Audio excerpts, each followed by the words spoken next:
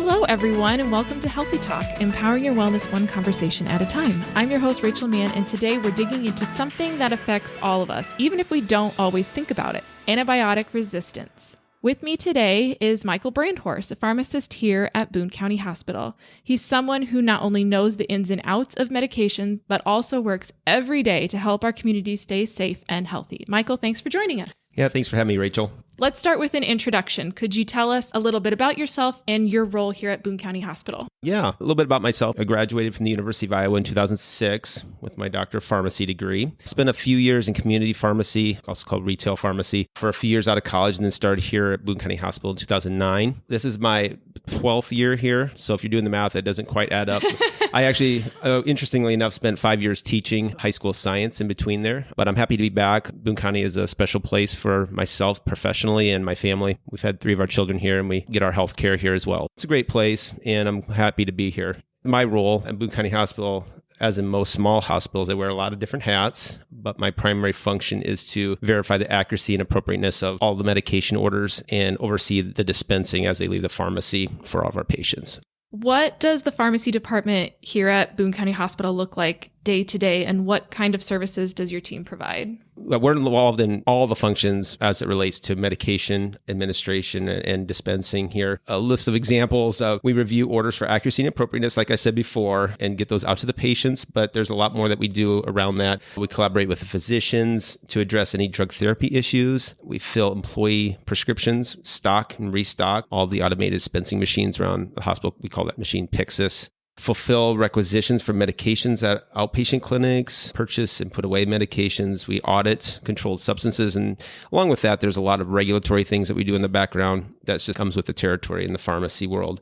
We have a component of IV filling. We compound IVs in the IV room. There's meetings that we'll have. We'll review the processes around safe administration of medications and the like. There's quite a few more than that probably, but those are some of the highlights. Okay. Is there anything that people might be surprised to learn about how pharmacists contribute to patient care? Yeah, I mean, patients and, when you're in the retail world, you see the pharmacist there and they give you the medication. There's a lot of stuff that happens in the background. I think we're quite involved with medication therapy for patients here, working with physicians to ensure that the patient's on the optimal regimen and appropriate therapy. So it's not just dispensing the medications out. We're involved a lot with the decision making that goes into what they're getting, making sure it's appropriate and there's not any issues with it. Are they allergic to something that's close to that? Or are they on duplicate therapy and we need to stop one of those medications? Kind of in charge of a lot of those aspects of it. I don't think that's something that's terribly visible to the public, but it's a lot of what we do in the background. You've mentioned physicians. So how do you work alongside physicians and nurses when it comes to medication management? This takes on many different forms. We do work really closely with them. And that's one of the things I really love about working in the hospital setting is it's much easier to have that contact with physician and the nurses as well. One of the more practical things we do and we've implemented in the last couple of years is to schedule about 30 to 60 minutes down on our med-surg floor where our physicians come in around every day. It makes it easier to collaborate with them and discuss their patients' care. And I found that if we're close, it's easier for them to ask a question. It's easier for me to ask them questions. And I think it's been good for our patients overall. We're all also available the rest of the day, just a phone call away. So nurses will call a lot. A lot of physicians have my personal cell phone number. So I appreciate that they feel comfortable calling me on my cell phone if they need to. Even after hours, we're only open for 9 hours a day. What about the other 15 hours a day? Well, we have an after-hours pharmacy that will review our orders, but we also have one of us on staff here that take call after hours. So if there's questions, they can call. That's fantastic. Yeah. Okay, let's talk about antibiotics specifically. Yeah. How significant are they in your day-to-day work, and what role do you play when a patient is prescribed one at the hospital? We take on a lot of responsibility with these. Physicians will often collaborate with us to determine what's the best antibiotic regimen for this patient based on their diagnosis. How sick are they? What kind of bugs are we likely dealing with? So we get a lot of collaboration on the front end there. We also, after we decide on a regimen, then the doctor puts it in our laps to make sure we get the correct dosing based on their kidney function, make sure you get the right duration of treatment established, and when the patient should get the meds and that type of thing as well. We also check the labs for patients daily and look at anything from white blood cells to other inflammation markers to kidney function to monitoring blood cultures to see if we're on the right antibiotics. Okay. So, yeah.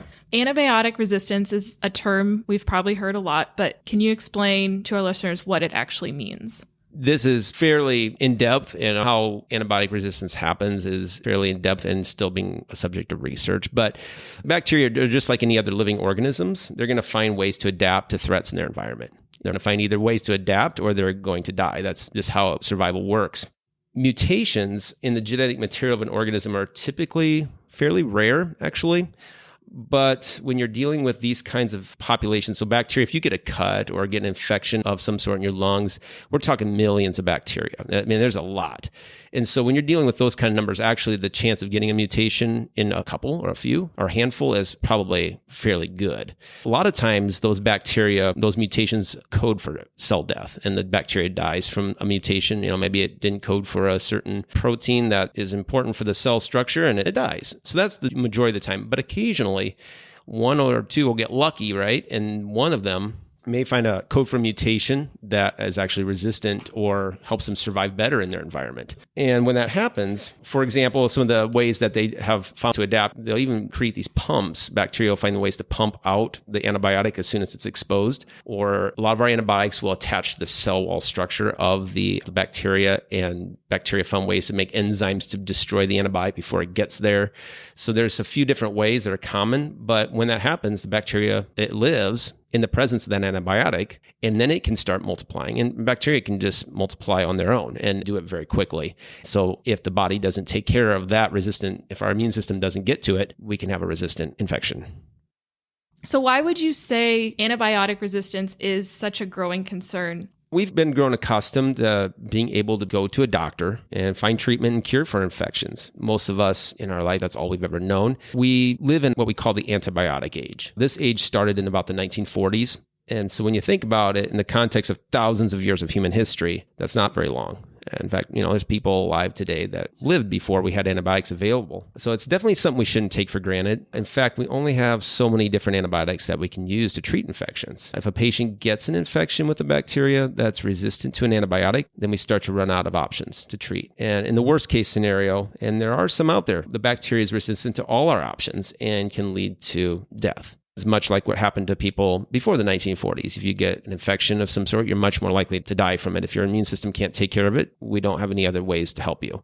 In fact, about 1.3 million deaths worldwide and about 35,000 deaths in the United States each year occur as a result of antimicrobial resistance, where we didn't have an antibiotic to treat it. So collectively as a society, the more antibiotics that we use and the greater the exposure we have, the faster it's going to occur. So it impacts all of us in Boone and everywhere. This is probably something you've heard people say. I didn't finish my antibiotic, but I feel better.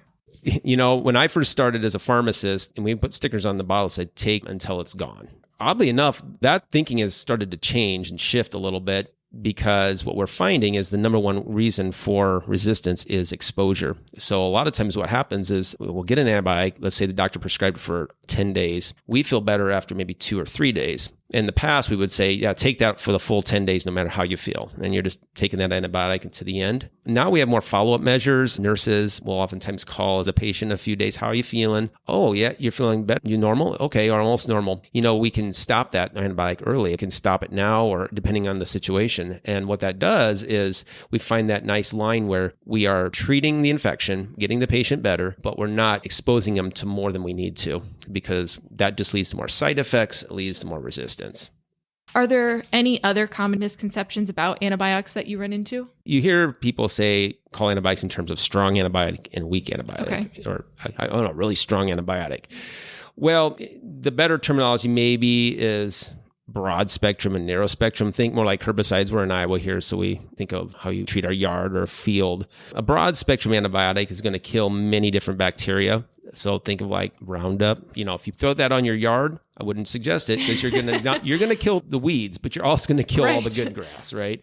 But sometimes we need those broad spectrum antibiotics initially because we don't know what kind of bacteria we're dealing with initially. But as soon as we can, our goal, and this is part of our stewardship goal, is to narrow that spectrum down to a narrow spectrum antibiotic as soon as we can. And that doesn't mean a weak antibiotic or a poor antibiotic. It just means that it doesn't cover as many different organisms. But that's okay. We want to do that. We want to get it targeted so that we're killing just the bacteria that we want to die and not having the side effects and the other issues that go with it.